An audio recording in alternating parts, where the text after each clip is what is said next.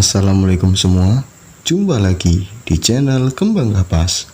Kali ini aku akan bercerita tentang kisah misteri pintu petir di Demak.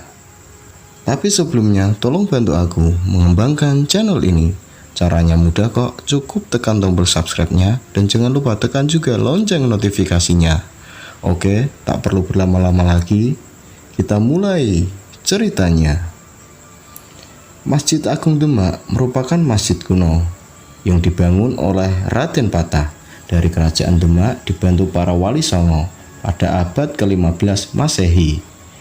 Masjid ini masuk dalam salah satu jajaran masjid tertua di Indonesia. Lokasi Masjid Agung Demak terletak di Kampung Kauman, Kelurahan Bintoro, Kabupaten Demak, Jawa Tengah. Berada tepat di alun-alun dan pusat keramaian Demak. Masjid Agung Demak tak sulit untuk ditemukan. Ada yang berbeda di pintu masuk Masjid Agung Demak. Di sana terdapat pintu yang dikenal dengan nama Lawang Bledek atau pintu petir, bertuliskan Candra Sengkala yang berbunyi Nogo Mulat Salirowani, bermakna tahun 1388 Saka atau 1466 Masehi. Lawang bledek itu dihiasi ukiran berupa ornamen tanaman berkepala binatang bergigi runcing sebagai simbol petir yang pernah ditangkap Ki Ageng Selo.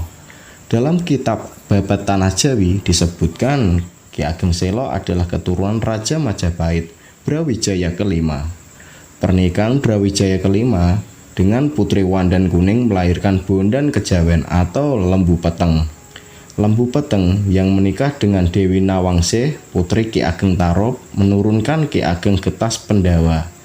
Dari Ki Ageng Getas Pendawa lahirlah Bogu Sogom alias Syekh Abdurrahman alias Ki Ageng Selo. Makam Ki Ageng Selo di Desa Tawang, Purwodadi, Kabupaten Grobogan, Jawa Tengah. Sebagian masyarakat Jawa sampai saat ini apabila dikejutkan bunyi petir akan segera mengatakan bahwa dirinya adalah cucu Ki Ageng Selo dengan harapan petir tidak akan menyambarnya. Masyarakat di Jawa khususnya di pedesaan masih percaya pada mitos ini.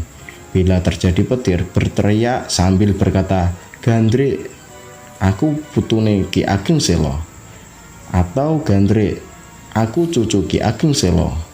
Mengatakan kalimat itu sambil berdiri tegak dengan mengacungkan kepalan tangan ke langit. Ujar juru kunci makam Ki Ageng Selo atau Priyo. Cerita tentang penangkapan petir itu dituturkan dari mulut ke mulut, dari generasi ke generasi. Alkisah, suatu hari Ki Ageng Selo yang tinggal di Desa Tawang Purwodadi pergi ke sawah. Hari itu sangat mendung, pertanda hari akan hujan. Tidak lama, memang benar-benar hujan. Hujan yang sangat lebat itu turun. Halilintar atau bledek menyambar persawahan, membuat warga desa yang di sawah pontang-panting menyelamatkan diri. Tetapi Ki Ageng Selo tetap mencangkul sawah. Tiba-tiba dari langit muncul petir menyambar Ki Ageng. Petir itu konon berwujud seorang kakek-kakek. Ia segera menangkap petir itu. "Wahai kilat, berhentilah mengganggu penduduk sekitar," kata Ki Ageng Selo kepada petir yang berada di tangannya.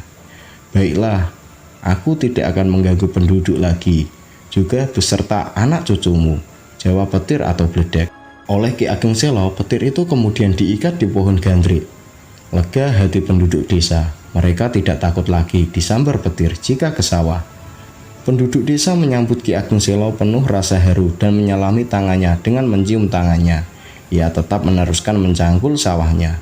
Setelah hari sore selesai mencangkul, dia pulang sambil membawa petir tadi. Keesokan harinya dia ke Demak. Bledek dihanturkan kepada Sultan Trenggana di Demak. Oleh Sultan Trenggana, bledek ditaruh di dalam jeruji besi yang kuat dan ditaruh di tengah alun-alun. Banyak orang yang berdatangan untuk melihat wujud bledek itu. Ketika itu datanglah seorang nenek-nenek dengan membawa air kendi. Air itu diberikan kepada kakek bledek dan diminumnya. Setelah minum, terdengarlah menggelegar memekakan telinga. Bersamaan dengan itu, lenyaplah kakek dan nenek atau bledek tersebut.